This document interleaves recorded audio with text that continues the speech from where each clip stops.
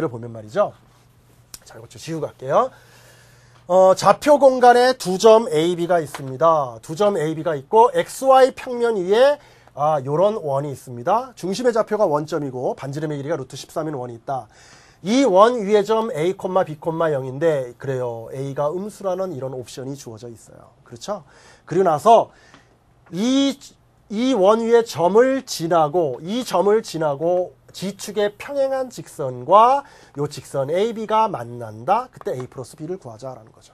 그럼 이 문제를 딱 보면서 여러분들 무슨 느낌이 오는 건 아니죠. 그러면 일단은 뭘 해줘야 될까요? 그림을 그려보는 겁니다. 그 그림이라는 게 뭐냐면 A라는 점, B라는 점을 이용해서 이제 우리가 그림을 차근차근 한번 그려보자라는 거죠. 그러면 좌표 공간이 필요하죠. 그러면 이제 여기다가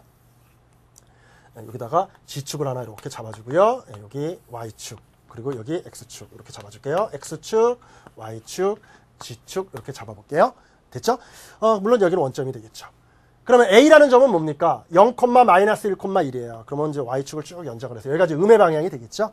그래서 Y의 좌표가 마이너스 1입니다. 자, 여기를 마이너스 1로 잡아주고요. 가능하죠? 그 다음에 이렇게 해서 그 다음에 G의 좌표죠? G의 좌표가 1입니까? 여기 이 정도 되겠죠. 그죠? 네, 그래서 이렇게 잡아줄 수가 있어요. 이렇게 잡아줄 수가 있습니다. 그럼 이 점이 바로 A가 되는 겁니다. A라는 점은 뭡니까? YG 평면 위에 있는 점이야. YG 평면이 있는 점입니다. 그렇게 잡아주고요. 그 다음에 B라는 점은 1, 1,0이에요. 그럼 여기를 1로 잡아주고요. 그 다음에 이렇게 하고 이렇게 해주는 거죠. 이렇게 해서 1, 1, 여기가 1이 되겠죠. 1이고 여기가 1이고 0이니까 XY 평면에 있는 점이죠. 얘가 뭐가 됩니까? B가 되죠. 그렇죠. 그리고 나서 이 AB라는 점을 지나는 좌표간에 두 점 AB가 있고 XY 평면 위에 요런 원이 있어요. 반지름이 얼마죠? 루트 13입니다. 그럼 뭐 여기가 루트 13이라고 대충 잡아줄까요? 예. 그래서 뭐 대충 이제 원을 그려보면 이렇게 되는 원이 나오는 겁니다. 이렇게 되는 원이 나오는 거죠. 그죠? 자, 이 원은 뭘 나타내는 겁니까? 이 XY 평면 위에 있는 원입니다. 됐죠? 그리고 이 원 위의 점 중에서 A, B, 0인데 A가 음수래요. A가 음수라는 것은 뭡니까? A가 음수라는 것은 X좌표가 음수라는 얘기가 되겠죠. X좌표가 음수라는 것은 이게 X좌표의 음수 방향에 있는 거지 이쪽에 있는 거고 원 위에 있는 점입니다. 그럼 예를 들어서 이 X축 중에서 음의 방향에 있으면 이 원 위에 있는 점을 하나 이렇게 딱 잡을게요. 얘를 P라고 놓고 얘를 A, B, 0이라고 잡을게요. 맞죠? 그럼 잘 보세요. 이 P라는 점을 지나면서 G축과 평행하대요. 그러면 G축과 이렇게 평행한 직선을 하나 이렇게 긋습니다. 이렇게 해서 이제 내려가는 이런 평행한 직선을 하나 긋고요. 그 다음에 또 뭐라 그랬냐면 직선 AB라 그랬죠. 그럼 A라는 점과 B라는 점을 지나는 직선. 그러면 요게 YG 평면 위에 있는 거니까 저 뒤쪽으로 뻗어나가는 거니까 뒤쪽으로 뻗어나가는 부분을 이렇게 점선으로 한번 표현을 해볼게요. 이렇게 점선으로 표현하고 여기는 이제 보이는 부분이고 여기는 또 안 보이는 부분. 이렇게 되는 직선이 하나 나오는 겁니다. 됐죠? 그러면 요렇게 만난다라는 겁니다. 요렇게 만나는 점. 그죠? 요 점을 예를 들어서 뭐 Q라고 잡읍시다. 이렇게 잡아주자. 만난다. 이 AB라는 직선과 요 직선이 만난다라는 거죠. 근데 이 노란 직선 있죠? 이 P라는 점을 지나면서 G축과 평행한 직선은 여러분들 두 직선이 평행하다라는 말의 의미를 정확하게 알아야 돼요. 그게 무슨 말이냐면 두 직선이 평행하다라는 것은 같은 평면 위에 있으면서 만나지 않는 거예요.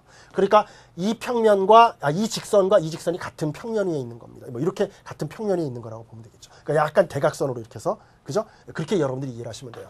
자, 그렇다면 우리가 어떻게 접근을 해야 되느냐? 봅시다. 먼저 이 원의 방정식은 뭐예요? X제곱 플러스 Y제곱 플러스 이꼴 얼마입니까? 13이죠? 우리가 구하고자 하는 것은 AB 값을 구하는 거예요. 그러면 AB에 관한 식이 두 개가 나와야 돼. 미지수가 두 개니까. 맞죠? 제일 눈에 팍 들어오는 게 뭡니까? P라는 점은 이 원 위에 있는 점입니다. 이 원이 있는 점. 그 말은 무슨 말이에요? X하고 Y 자리에 AB를 넣어주라는 얘기죠. 왜? 성립해야 되니까. 그래서 A제곱 플러스 B제곱은 뭐가 되는 겁니까? 13이 된다라는 이런 식이 하나 나오는 겁니다. 그리고 나서 이제 우리가 먼저 생각을 해야 되는 게 뭐냐면 이 직선의 방정식은 뭐죠? 이 직선의 방정식과 이 직선과 이 빨간 직선이 한 점 Q에서 만나는 거죠.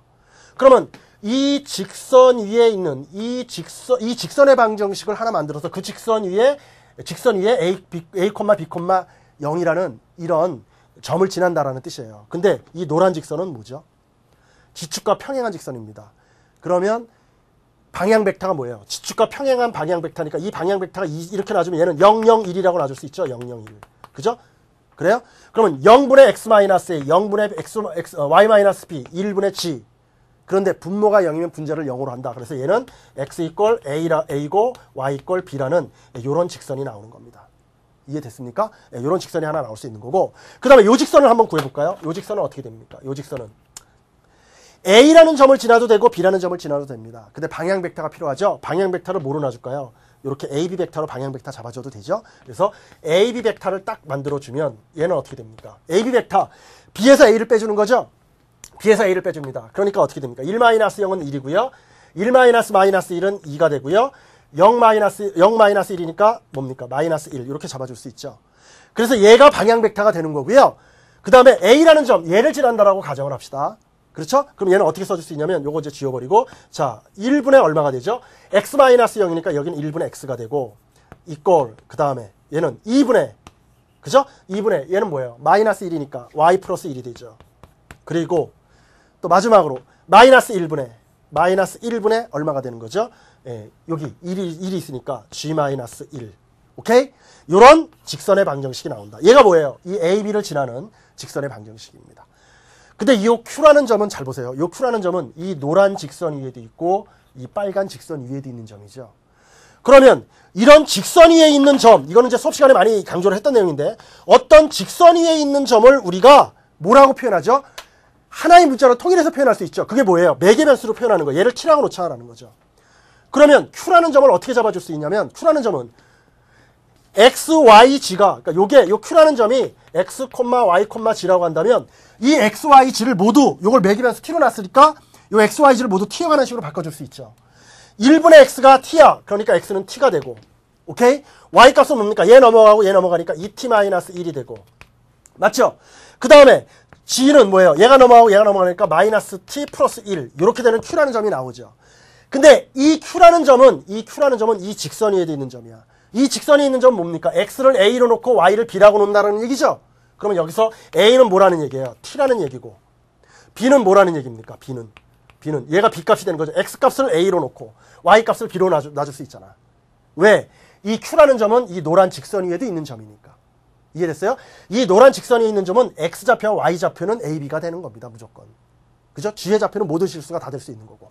자, 그래서 자 우리가 해줄 수 있는 방법이 뭐냐면, 얘는 뭐가 됩니까? 2t-1이라고 써줄 수 있지.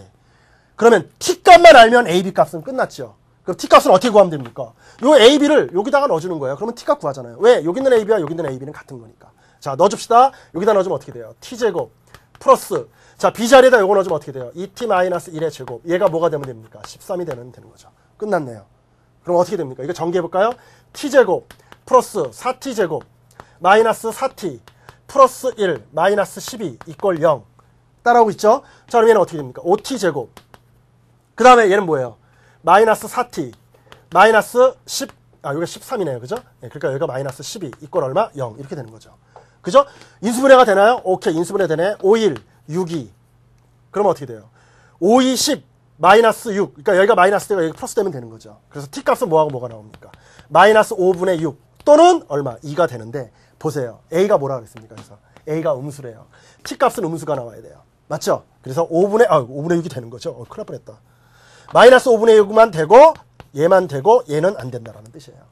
끝났습니다. 그러므로 a는 뭡니까? 마이너스 5분의 6입니다. b는 뭡니까? 여기다 마이너스 5분의 6 넣어줍시다. 그러면 2 곱하기 마이너스 5분의 6 마이너스 얼마입니까? 1. 그러면 얘는 어떻게 돼요? 마이너스 5분의 마이너스 12 마이너스 5 마이너스 얼마? 17이 되죠. 됐어요? 그러므로 우리가 원하는 것은 뭐야? a 플러스 b의 값이니까 얘하고 얘를 더하라. 그러니까 마이너스 5분의 얼마입니까? 6 더하기 17 23이 우리가 원하는 답이라는 것을 여러분들이 확인할 수가 있는 겁니다. 여기 마이너스 여기다 붙여야죠. 무슨 말인지 이해됐죠? 마이너스 5분의 12 마이너스 1에서 마이너스 5분의 17이 되는 겁니다.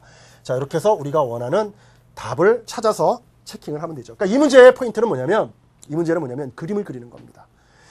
두 점 AB 만들어주고요. 그죠? 그 다음에 원을 하나 만들었죠. 이 원은 당연히 XY 평면 위에 있는 원입니다.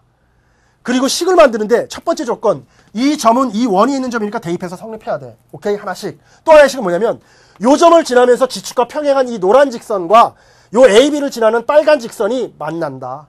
그 만나는 점을 Q라고 놓자. 그러면 이 노란 직선은 뭘 말하는 겁니까? 이 노란 직선이라는 것은 지축과 평행한 직선입니다. 그렇죠? 그런데 이 노란 직선은 x좌표가 a고 y좌표는 무조건 b예요. 그것도 구하는 방법 얘기했죠.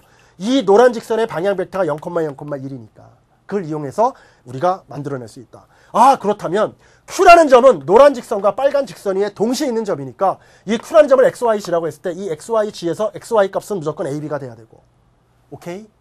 그 다음에 이 빨간 직선의 방정식은 이렇게 만들어줄 수 있다. 여기서 XY를 우리가 매기면서 T로 표현하자라는 얘기입니다. 이런 내용들이 낯선 내용들은 아니에요. 여러분들이 분명히 알고 있는 내용이야. 다만 표현을 조금 달리 했을 뿐이야. 그런데 표현을 달리 했을 때 여러분들이 공간과 벡터 같은 경우는 상당히 낯설게 느껴질 수는 있어요. 그래서 요번에 이 문제가 틀렸다고 해서 결코 실망할 필요는 없고요. 아, 이 문제가 이렇게 표현되는 거구나. 다만 포커스는 뭐냐면 과연 내가 이 문제를 풀고 나서 또는 나중에 선생님 강의를 통해서나 해설을 통해서 내가 이걸 완벽하게 이해를 할 수 있느냐가 중요한 거지. 그러면서 하나 생각해 보세요. 내가 이 문제를 이해하는 과정 속에서 내가 모르는 개념이 있다. 예를 들어서 내가 이 노란 직선의 방정식을 왜 이렇게 나오는지 잘 모른다. 그런 것들을 우리가 다시 한번 찾아내서 그거를 보완하는 작업을 이 9월 모평을 통해서 하시면 그 사람은 본 수능에서 좋은 결과를 얻을 수 있는 겁니다. 알겠습니까? 그래, 오케이. 18번 문제는 이렇게 해서 마무리 짓도록 하고요. 그 다음에 이제 19번 문제. 자, 이거는 뭐 거의 매년 출제되는 유형 중에 하나라고 볼 수가 있겠죠. 이게 뭡니까? 바로 19번 문제가 완성형 문제입니다. 증명을 통해서 네모를 찾아서 그 네모에 해당되는 함수값들을 찾아라 라는 얘기인데, 최근 추세가 그렇습니다. 근데 이 완성형 문제는 앞뒤 문장의 연결성만 여러분들이 정확하게 알고 있으면 문제를 푸는 데는 큰 어려움은 없어요, 사실은. 근데 이 문제도 중간 부분이 상당히 어려운 내용입니다. 근데 그 어려운 내용을 말이죠, 왜 그렇게 되는지를 여러분들한테 설명을 해드릴게요. 근데 그거를 몰라도 문제를 푸는 데는 전혀 지장이 없습니다. 일단 그거 무시하고 문제를 푸는 방법을 같이 여러분들하고 정리를 하고, 그리고 난 다음에 왜 그 과정이 중간 과정이 빠졌는데 그게 어떻게 해서 나왔는지에 대한 부분은 시간이 허락하면 여러분들한테 설명해 드릴게요. 그냥 서비스. 자, 우리 같이 19번 문제 보도록 하겠습니다.